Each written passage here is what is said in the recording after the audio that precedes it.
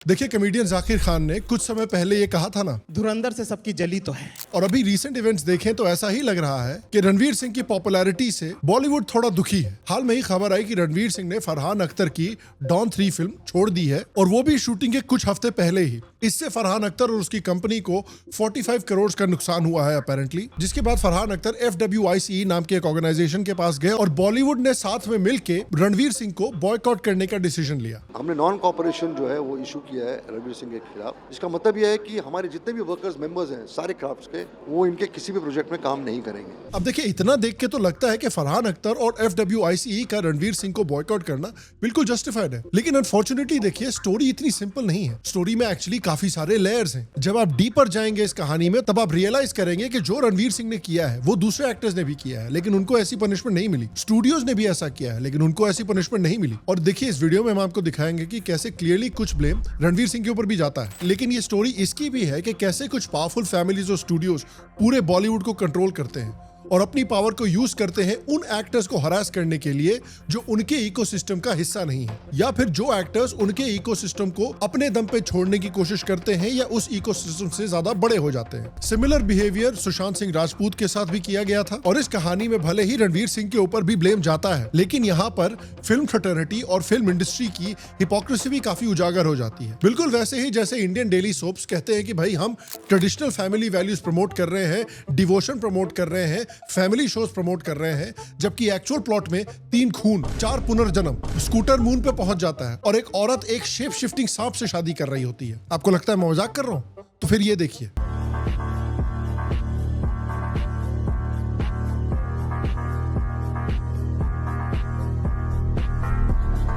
और देखिए, एनिमल की सक्सेस के बाद और खासकर धुरंधर सीरीज की सक्सेस के बाद बॉलीवुड में मैंने आपको बताया था कि कैसे एक ओपन सिविल वॉर चल रहा है। वो वीडियो आप यहाँ पर देख सकते हैं। एक तरफ ओल्ड एस्टैब्लिश्ड बॉलीवुड फैमिलीज और स्टूडियोज हैं, और दूसरी तरफ नए जनरेशन के एक्टर्स और फिल्म मेकर्स हैं, जैसे आदित्य धार, संदीप रेड्डी और रणवीर सिंह। और अब जो रणवीर सिंह के साथ हो रहा है, उसको देखकर लगता है कि ये सिविल वॉर और भी अगली होने वाली है।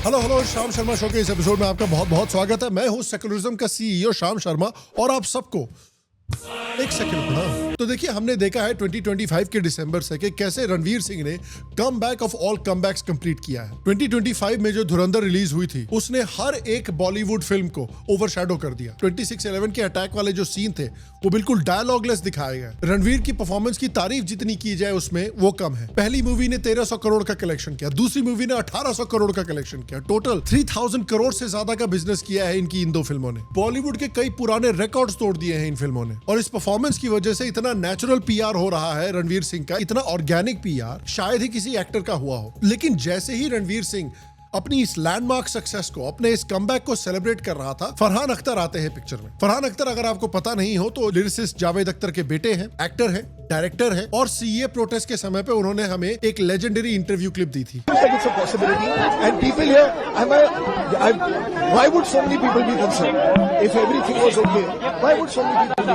तो ये भाई साहब कह रहे हैं कि इतने सारे लोग प्रोटेस्ट करने के लिए आए हैं, तो कुछ तो गलत होगा ना। अब देखिए, मुझे पता नहीं है कि क्या गलत है, लेकिन कुछ तो गलत होगा ना, तभी तो इतने सारे लोग आए हुए हैं। वाह, क्या इंटेलेक्चुअल है यार। इनका स्टेटमेंट देख के तो मेरे को वो बंटी और बबली फिल्म का आइकॉनिक सीन याद आ जाता है। क्या बात है, ये प्रदर्शन क्यों कर रहे हो? क्योंकि हमें तकलीफ है। क्या तकलीफ है? हमारी मांगे पूरी करो। मांगे क्या है? इंकलाब जिंदाबाद। हाँ, वो तो ठीक है, पर मांगे क्या है? तानाशाही नहीं चलेगी। किसकी? किसी की। अरे मांगे तो बताओ।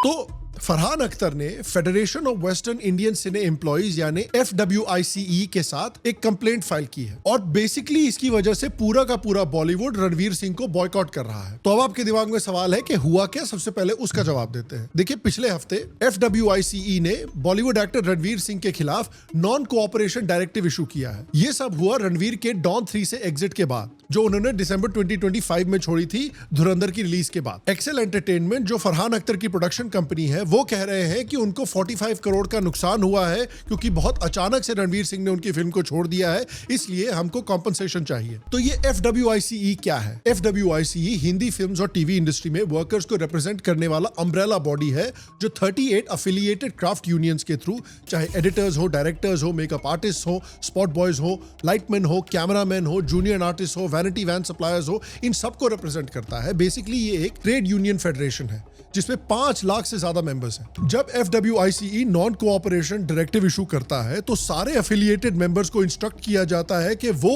उस टारगेटेड इंडिविजुअल की किसी भी प्रोजेक्ट में काम ना करें जब तक ये डिस्प्यूट रिजॉल्व ना हो। मतलब प्रैक्टिकली पूरे के पूरे बॉलीवुड ने एक एक्टर को बॉयकॉट कर दिया है। तो ये हुआ कैसे, इसकी नौबत कैसे आई, ये टाइमलाइन देखते हैं, जरा क्रोनोलॉजी जान लीजिए। 2023 में रणवीर सिंह ऑफिशियली डॉन 3 के लीड अनाउंस होते हैं, जिस फिल्म को फरहान अख्तर डायरेक्ट करने वाले हैं।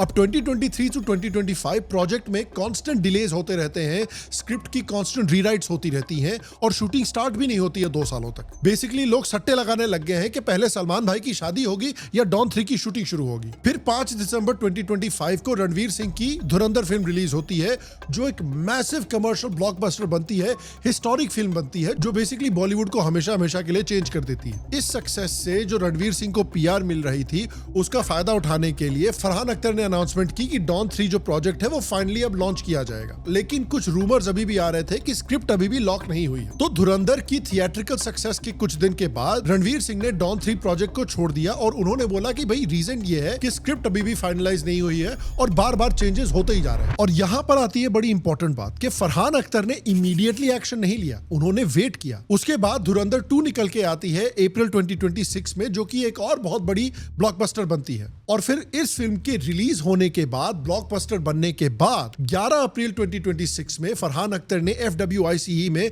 ऑफिशियल कंप्लेंट लॉन्च की और अलेज किया कि रणवीर ने ओवरसीज शूट से सिर्फ 3 हफ्ते पहले एग्जिट किया है। इससे काफी सिग्निफिकेंट फाइनेंशियल और लॉजिस्टिकल डैमेज हुआ है उनकी कंपनी को। अब FWICE कहती है कि उन्होंने रणवीर को एक्सप्लेनेशन मांगने के लिए 3 रिमाइंडर्स भेजे हैं एवरी 10 डेज कि भाई आप पर्सनली अपीयर कीजिए और अपना साइड प्रेजेंट कीजिए हमको। रणवीर की टीम का रिस्पॉन्स था कि उन्होंने ईमेल भेजा और बोला कि FWICE जो है वो एक ट्रेड यूनियन है, उनका कॉन्ट्रैक्चुअल डिस्प्यूट से कुछ लेना देना नहीं है, इनका यहाँ पे कोई जुरिस्डिक्शन नहीं है, ये मैटर्स अप्रोप्रिएट लीगल चैनल से रिजॉल्व होने चाहिए और वो पर्सनली फिर अपीयर नहीं होते हैं। फिर 25 मई 2026 में FWICE ने प्रेस कॉन्फ्रेंस होल्ड की और ये नॉन कोऑपरेशन का डायरेक्टिव इशू किया है, जहां पर essentially for all intends and purposes Ranveer Singh को बॉयकॉट किया गया है। FWICE प्रेसिडेंट BN तिवारी कहते हैं कि हमने इंडस्ट्री को मैसेज भेजने का डिसाइड किया है। कुछ रिपोर्ट्स ये भी कह रहे हैं कि रणवीर सिंह ने already approximately 10 crore signing amount वापस कर दिया है और बाकी को डिस्प्यूट कर रहे हैं। तो देखिए, अभी भी हमारे पास इस केस से रिलेटेड पूरी इंफॉर्मेशन नहीं है। जो इंफॉर्मेशन हमारे पास अभी पब्लिकली मौजूद है, उसी के बेसिस पर हम ये बात कर रहे हैं। दूसरी बात, रणवीर सिंह भी जितनी इंफॉर्मेशन हमारे पास एटलीस्ट इस समय पर मौजूद है, उसको देख के लगता है कि विदाउट ब्लेम नहीं है। उन्होंने फरहान अख्तर के साथ डॉन 3 का डील साइन किया था, उनको बेहतर कम्युनिकेशन शायद थोड़ी रखनी चाहिए थी, कोई कॉम्पनसेशन स्ट्रक्चर निकालना चाहिए था जिसमें वो प्रोजेक्ट एग्जिट कर सकते थे और फरहान अख्तर के लॉसेस भी कवर हो जाते। और FWICE के तीनों कम्युनिकेज को इग्नोर करना भी अच्छा नहीं था, ये थोड़ा सा बुरा लुक है उनके लिए भी। इस पॉइंट पे बेस्ट रेजोल्यूशन होना चाहिए प्रॉबेबली एक आउट ऑफ कोर्ट सेटलमेंट, जो दोनों मिलके कोई कॉम्पनसेशन स्ट्रक्चर निकालें और आई एम श्योर कि इवेंचुअली यही सोल्यूशन निकलेगा इसका। लेकिन उसके साथ साथ ये जो FWICE ने जजमेंट दिया है एक तरह से रणवीर सिंह पर, उसमें कुछ लोग हिपोक्रेसी भी पॉइंट आउट कर रहे हैं। और देखिए, इसमें से कुछ एलिगेशंस वैलिड भी लगते हैं और ये वैलिड इसलिए हैं क्योंकि आप सरप्राइज होंगे कि FWICE ने अपनी पूरी हिस्ट्री में कभी भी किसी एक्टर के प्रोजेक्ट एग्जिट करने पे नॉन कोऑपरेशन डायरेक्टिव इशू नहीं किया है आज तक।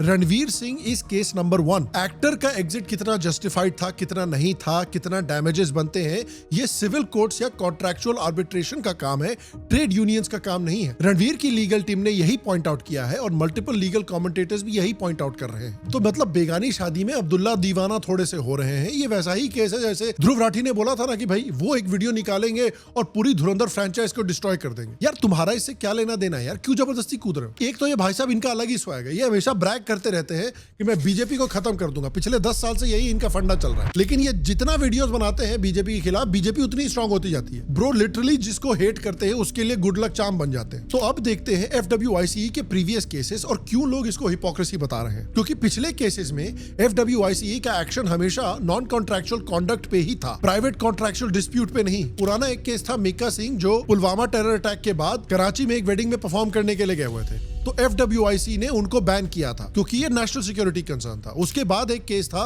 गौहर खान का, जो कोविड पॉजिटिव होने के बाद भी 2021 में शूटिंग करने के लिए चली गई थी और FWIC ने उनको 2 महीने का नॉन कोऑपरेशन डायरेक्टिव इशू किया था कि उन्होंने भाई पूरे क्रू की जान खतरे में डाल दी थी। अगेन ये एक हेल्थ वायलेशन था, कॉन्ट्रैक्चुअल डिस्प्यूट नहीं था। नंबर 3, दिलजीत दोसांझ ने अपनी फिल्म में 2025 में एक पाकिस्तानी एक्ट्रेस को कास्ट किया था। उस समय पर पूरा का पूरा बॉलीवुड, सारी फिल्म इंडस्ट्री पाकिस्तानी एक्टर्स को बॉयकॉट कर रहे थे, तो ये क्लियरली इस बॉयकॉट के खिलाफ जाता है, इसलिए FWIC ने इनकी इस फिल्म को बॉयकॉट किया था। तो अगेन ये कॉन्ट्रैक्चुअल डिस्प्यूट नहीं था, ये नेशनल सेंटिमेंट और नेशनल सिक्योरिटी कंसर्न था। तो हर एक प्रीवियस FWIC एक्शन में नेशनल सिक्योरिटी, पब्लिक हेल्थ या पाकिस्तान रिलेटेड एक्टिविटी से कंसर्न था। रणवीर के केस में लेकिन ऐसा कुछ भी नहीं था। एक प्राइवेट कॉन्ट्रैक्चुअल डिस्प्यूट चल रही थी एक एक्टर और प्रोड्यूसर के बीच में, तो इसमें FWIC क्यों इन्वॉल्व हो गई? दूसरी बात कि आप देखिए पहले भी एक्टर्स ने ऐसा किया है और FWIC ने ऐसा एक्शन नहीं लिया है। शाहरुख खान का केस देखें तो शाहरुख खान ने खुद एक इंटरव्यू में कहा था कि उनकी जो जीरो फिल्म फेल हुई थी 2018 में, उसके बाद 2019 में वो एक साई-फाई प्रोजेक्ट करने वाले थे और उन्होंने बिल्कुल लास्ट मोमेंट पे इस फिल्म को छोड़ दिया था। प्रोड्यूसर भी रिपोर्टेडली बहुत सरप्राइज था, लेकिन कोई लीगल एक्शन नहीं हुआ,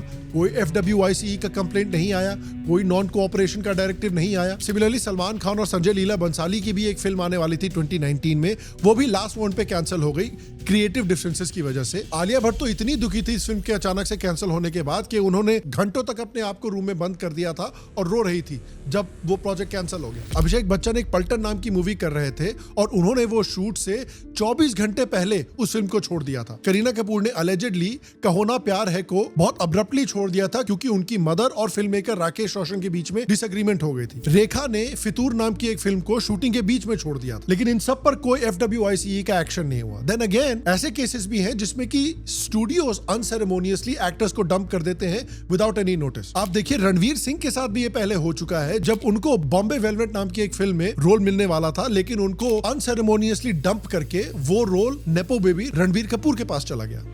मतलब करण जौहर, आदित्य चोपड़ा, किसको फोन नहीं किया मैंने कहा यार ये तो कुछ मेरे को समझ में नहीं आ रहा। सबने मेरे को बोला तुम पागल हो गए हो, करो, करके देखो, ये करेक्ट है, बड़े एक्टर के साथ करो। मेरे पास छोटा एक नया एक्टर था, उसका नाम था रणवीर सिंह, उसमें किसी का फेथ नहीं था, किसी का फेथ नहीं था। मैंने कहा पता नहीं इसका क्या होगा, लेकिन दिस बेटर। और Ranveer is a fantastic actor also. तो रणवीर बाहर हुए, रणवीर तक पहुंचने में मुझे 1 साल लगे, मेंटली, इमोशनली। मैंने बीच में अगली बनाई, मैंने इसलिए अगली बनाई बिकॉज मैं थोड़ा इमीडिएटली हजम नहीं कर पाया। और रणवीर इज आल्सो डेडिकेटेड, मुझे लगा कोई मतलब सच डेडिकेटेड एक्टर। तो मुझे लगा मैं ही गलत हूँ, और ये गलत हूँ, ये पूरी इंडस्ट्री ने मेरे को बोला कि जो लोग तुम्हारे लिए डिसीजन ले रहे हैं सब सही है, स्टूडियो एक्सपीरियंस है, तू ही है जो डरता है बड़े बजट की फिल्म बनाने से, तू ही है जो डरता है बड़े स्टार के साथ फिल्म बनाने में, तू ही है जो डरता है। I also bought into it. Editor Shweta Venkat जो गैंग्स ऑफ वासेपुर और हसीन दिलरुबा जैसी फिल्मों पे काम कर रही हैं, उन्होंने जो एक्शन लिया था FWIC ने रणवीर सिंह के खिलाफ, उसको क्रिटिसाइज किया था क्योंकि उन्होंने कहा था कि उन्होंने 2023 में FWIC के पास एक कंप्लेंट फाइल की थी, लेकिन उन्होंने 3 साल से कोई एक्शन नहीं लिया है। उन्होंने डिमांड किया था कि भाई स्टैंडर्डाइज्ड फी स्ट्रक्चर्स होने चाहिए एडिटर्स के लिए, डिलेड जो पेमेंट्स हैं वो मिलनी चाहिए, लैक ऑफ क्रेडिट्स होते हैं स्पेशली OTT और स्ट्रीमिंग रिलीजेस में वो मिलने चाहिए, पुअर और इनकंसिस्टेंट वर्किंग कंडीशंस हैं उनको फिक्स करने चाहिए। लेकिन इन सब पर वो अलेज करती हैं कि कोई भी एक्शन नहीं लिया गया है अभी तक। उसके अलावा कार्तिक आर्यन जो है वो दोस्ताना 2 में 20 दिन की फिल्मिंग कर चुके थे, लेकिन अब्रप्टली रैंडमली धर्मा प्रोडक्शंस ने उनको ड्रॉप कर दिया इस फिल्म से। कहा कि भाई प्रोफेशनल रीजंस की वजह से ड्रॉप किया है क्योंकि कार्तिक आर्यन बहुत अनप्रोफेशनल है। उनको अलेजेडली सारे धर्मा प्रोडक्शंस के प्रोजेक्ट से ब्लैकलिस्ट कर दिया गया। ऐश्वर्या राय को बहुत रैंडमली चलते चलते फिल्म में रिप्लेस कर दिया गया था, उनकी पर्सनल लाइफ में जो कंट्रोवर्सीज हो रही थी उसकी वजह से। रणवीर कपूर की वेकअप सिट जो काफी लोगों को पसंद आई थी, उसमें भी पहले एक न्यू कमर आने वाले थे अलेजेडली, जिनको फिर हटाकर रणवीर कपूर को डाला गया था। उसके बाद फिर सुशांत सिंह राजपूत की स्टोरी देखिए। हाफ गर्लफ्रेंड मूवी में जो अर्जुन कपूर काम कर रहे थे, ये रोल पहले अलेजेडली सुशांत सिंह राजपूत को जाने वाला था।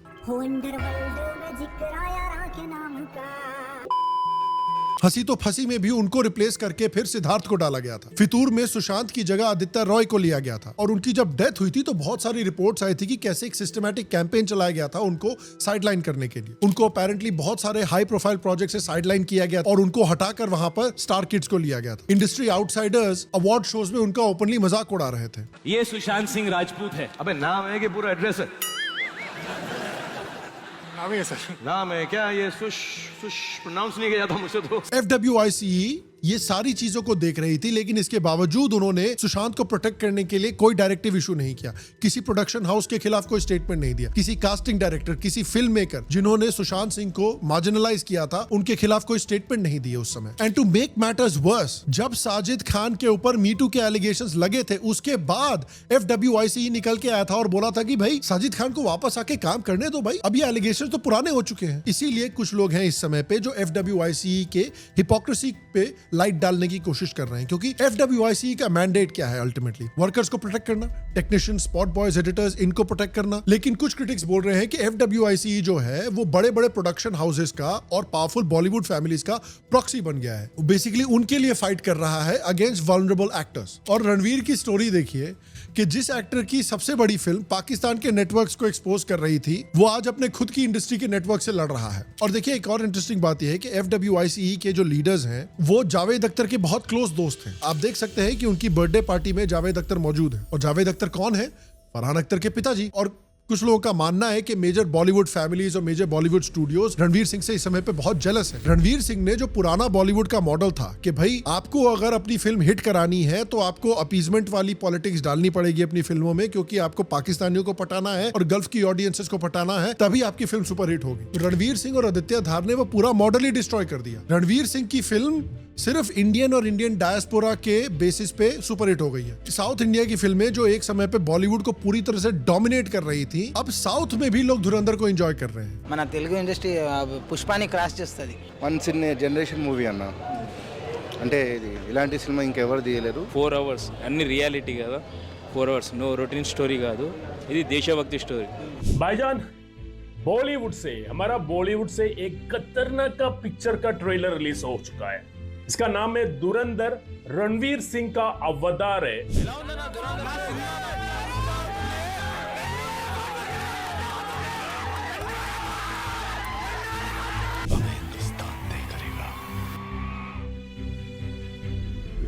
इनफैक्ट साउथ के जो एक्टर्स हैं, बड़े बड़े स्टार्स हैं, जैसे रामचरण हो, NTR जूनियर हो, रजनीकांत हो, विजय देवरकोंडा हो, अल्लू अर्जुन हो, ये सब धुरंधर की तारीफ कर रहे हैं। ये इतनी इन्फ्लुएंशियल फिल्म है। रणवीर सिंह और आदित्य धार ये दोनों अब बॉलीवुड में एक्सट्रीमली पावरफुल एंटिटीज बन गई हैं अपने दम पे। किसी पुरानी बॉलीवुड फैमिली या स्टूडियो के बिना अब वो किसी पुरानी बॉलीवुड फैमिली या स्टूडियो पे उनको डिपेंड करने की जरूरत नहीं है। और अब ये ओल्ड एस्टैब्लिशमेंट बॉलीवुड फैमिलीज और स्टूडियो जितने ही पावरफुल हो गए हैं, और यही चीज है जो FWICE के इस तरह के एक्शन को थोड़ा सा सस्पिशियस बनाती है। क्योंकि देखिए जब तक रणवीर सिंह उनके इकोसिस्टम में था तब तक सब ठीक था। जब उसने आदित्य धार के साथ काम किया और बॉलीवुड की सबसे सक्सेसफुल मूवी सीरीज बनाई, तब अचानक से लोग एक्टिव हो गए इनके खिलाफ। क्योंकि देखिए बॉलीवुड एक क्लोज क्लब है। बॉलीवुड में सक्सीड करने के लिए आपको इस क्लब के साथ काम करना पड़ेगा, इस क्लब की सारी बातें माननी पड़ेंगी। बॉलीवुड को देखिए सिर्फ कुछ चंद फैमिलीज और स्टूडियोज सालों से चलाते हुए आ रहे हैं। बॉलीवुड की जितनी भी मेन स्ट्रीम मूवीज हैं वो सब प्रोमिनेंट बॉलीवुड फैमिलीज की ओन्ड है। आप इन प्रोडक्शन हाउसेस को देखिए और देखिए कि किस तरह से ये जो प्रोडक्शन हाउसेस ये बेसिकली पूरा बॉलीवुड चलाते हैं, और ये सब पुरानी पावरफुल बॉलीवुड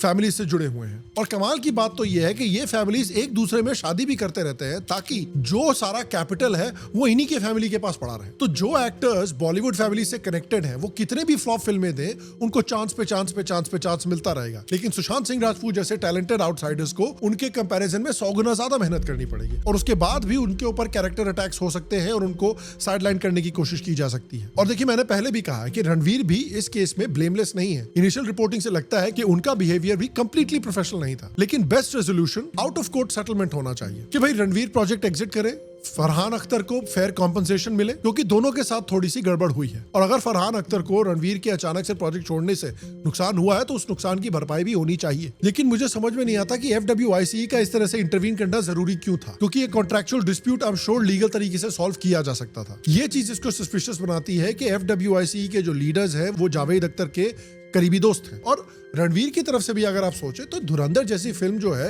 वो डेली किसी एक्टर के साथ नहीं होती। इतनी बड़ी करियर डिफाइनिंग सक्सेस के बाद कोई भी अपने फ्यूचर मूव्स को केयरफुली रीअसेस करेगा, ये नेचुरल बात है। और पहले भी कितने एक्टर्स और डायरेक्टर्स ने इस तरह के कमिटमेंट्स तोड़े हैं, उनको इस तरह से बॉयकॉट नहीं किया गया है। तो ये एथिकल नहीं लगता, ये ऐसा लगता है कि भाई बॉलीवुड एक मैसेज भेजने की कोशिश कर रहा है रणवीर सिंह को, क्योंकि इसको लीगल तरीके से सॉल्व किया जा सकता था। ये बॉयकॉट करने का आइडिया कहां से आ गया? और देखिए जो मैं आपसे कह रहा था कि बॉलीवुड में इस समय पर धुरंधर की सक्सेस के बाद एक सिविल वॉर शुरू हो गई है। ओल्ड बॉलीवुड फैमिली जो पाकिस्तान से मोहब्बत करते थे और न्यू जनरेशन जैसे आदित्य धर, संदीप रेड्डी और रणवीर सिंह जैसे लोग, और ये वॉर अब और भी अग्रेसिव होने वाली है और हमने इसका एक पहला बैटल देख लिया है। और ओल्ड बॉलीवुड फैमिलीज के लिए ये बड़ी बात है क्योंकि ये सिर्फ पैसों का सवाल नहीं है, ये कंट्रोल का सवाल भी है। बॉलीवुड का जो कंट्रोल है, बॉलीवुड को जो इन्होंने जकड़ के रखा हुआ है, वो जकड़ आदित्य धर जैसे लोगों की वजह से, रणवीर जैसे लोगों की वजह से थोड़ी कमजोर हो रही है। डेकेड्स तक उन्होंने डिसाइड किया है कि स्टार कौन बनेगा, कौन फ्लॉप करेगा, कौन हिट करेगा, लेकिन पहली बार ये कंट्रोल जेन्युइनली चैलेंज किया जा रहा है। बट अल्टीमेटली मैं आपसे पूछना चाहता हूँ, क्या लगता है आपको कि ये जो एक्शन लिया गया है रणवीर सिंह के खिलाफ, क्या ये जस्टिफाइड है? क्या ये एक्शन लेने की जरूरत थी? क्या इसको लीगल तरीके से आर्बिट्रेशन के थ्रू सॉल्व नहीं किया जा सकता था? आपको क्या लगता है नीचे कमेंट सेक्शन में मुझे जरूर बताएं। और अगर आप देखना चाहते हैं कि कैसे धुरंधर के बाद एक बॉलीवुड में सिविल वॉर शुरू हो गई है और ये रणवीर सिंह के खिलाफ जो हो रहा है वो इसका एक एग्जाम्पल है, और कैसे ये सिविल वॉर अब लंबी चलेगी, उसके बारे में अगर आप डिटेल में देखना चाहते हैं तो हमने हाल में ही एक वीडियो किया था, वो यहाँ पर या फिर नीचे डिस्क्रिप्शन में आप क्लिक करके देख सकते हैं, तो उसको जरूर चेकआउट करें। बाकी मैं आपसे अगले वीडियो में मिलूंगा, तब तक के लिए स्वस्थ रहें, सुखी रहें, फिर मिलेंगे, और आप सबको 1 सेकंड प्रणाम।